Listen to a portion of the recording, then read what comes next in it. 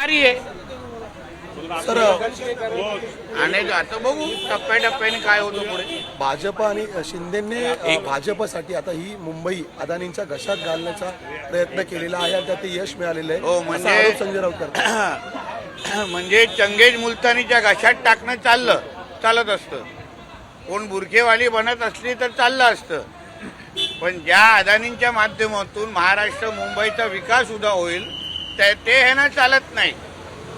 आणि म्हणून कधीही चंगेज मुलतानी या जिहाद्यांच्या घशात घालण्यापेक्षा आता मुंबईचा विकास जे करू शकतील त्यांच्या खांद्याला खांदा लावून आम्ही काम करू. संजय राऊत म्हणत आहेत की एकनाथ शिंदे जयचंद झाले नसते तर मुंबईत भाजपचा महापौर बसला नसता.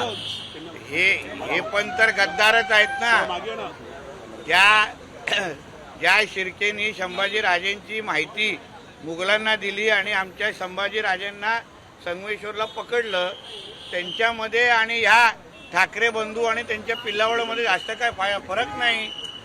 कारण का पाकिस्तानमध्ये बसलेल्या अब्बाची स्क्रिप्ट हे इथे मुंबईमध्ये वाचून दाखवत होते.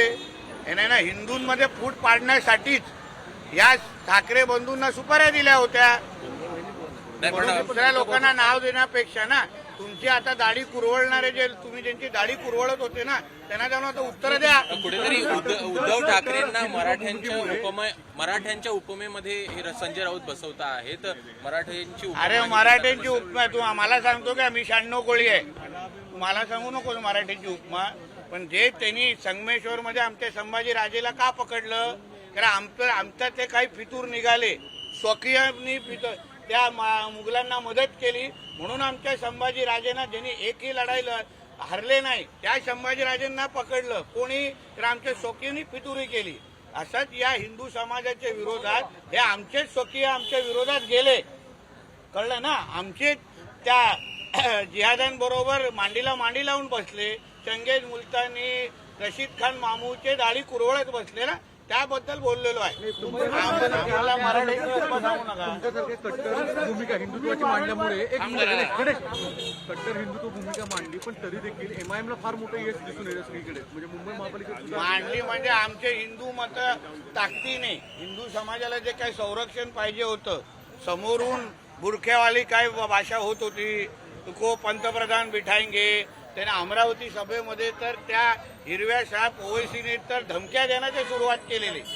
त्याला उत्तर हिंदू समाजाने चांगल्या पद्धतीने दिलेलं आहे. पण काही ठिकाणी सर पाहिलं एमआयएमचे नगरसेवक आले तिथे हिंदू मतं विभागल्या गेल्यामुळे एमआयएमला फायदा झाला. विशेष ते आता हिंदू दुसऱ्या स्थानावरती शिवसेना आणि भाजपचे उमेदवार होते. म्हणून उद्धव ठाकरेंमुळे हिंदू समाजाने ह्याच्याबद्दल विचार करून येणाऱ्या निवडणुकीमध्ये ना फार विचारपूर्वक भूमिका घेतली पाहिजे. ते आपण हिंदूंमध्ये फूट अगर पाडली तर अशाच पद्धतीचे हे एमआयएम इस्लाम पार्टी सारखे कट्टरपंथी विचाराच्या पार्ट्या उद्या निवडून आल्या तर ते आजान मस्जिद के विरोधात खिलाफ बोलने वालों को वोट मत दो असेच प्रचार सुरू होणार. संजय राऊत असे म्हणतात की मराठी माणूस जो आहे तो आमच्या सोबत आहे. जे यश आम्हाला जे यश मिळालेलं आहे त्यावरून सिद्ध होतंय की मराठी माणूस आमच्या सोबत आहे असं संजय राऊतांचा दावा आहे. काल संध्याकाळ जरा उशीर झाला ना, थोडा वेळ द्या त्यांना जागण्यासाठी. जरा ते काय 90चा इफेक्ट आहे. ध्रुवीकरणाबद्दल जे सांगितलं सर, तर मुंबईमध्ये 27 मुस्लिम नगरसेवक होते, त्यांची संख्या आता वाढून 31 झाली. कुठेतरी या ध्रुवीकरणाचा फटका बसलाय यासाठी काय धुळीवरला मुंबईमधला हिंदू एकजूट झालेला आहे, एकत्र आलेला आहे. आता हे जे काय याची संख्या आहे ना ती कमी कशी करायची? तर शेवटी आम्ही काय बोललेलो, बांगलादेशी रोहिंग्यांना मुंबईमध्ये कमी करायसाठी आम्हाला सत्ता द्या.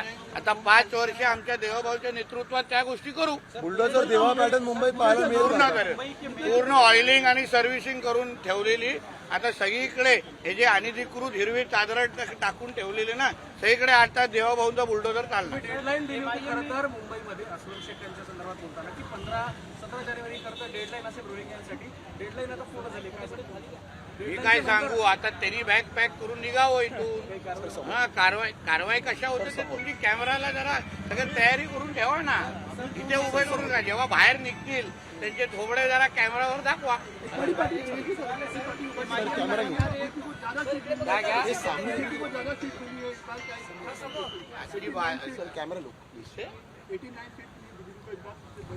मुंबई करोने राष्ट्रभक्त लोगों ने हमारे भारतीय जनता पार्टी और महायुति को साथ दिया है, आशीर्वाद दिया है और इसलिए मुझे विश्वास है आने जो विकास और सुरक्षा दो मुद्दे पे हम लोग जो लड़े थे ना उसके ऊपर हम जरूर काम करेंगे और मुंबई का विश्वास और उसको मजबूत करेंगे ताकि आने वाले अगले चुनाव में हम 100 प्लस जा सकेंगे. मला कळतच नाही, एक जण बोलला तर बोलणार. वो अभी उन दोनों के आपस में पूछो ना. शिवसेना जो उनके शिंदे गुट के जो प्रवक्ता है उसके बारे में जवाब देंगे. सर एमआईएम बोलती है कि मेयर बात करता रहा और अब एक मराठी अधिकारी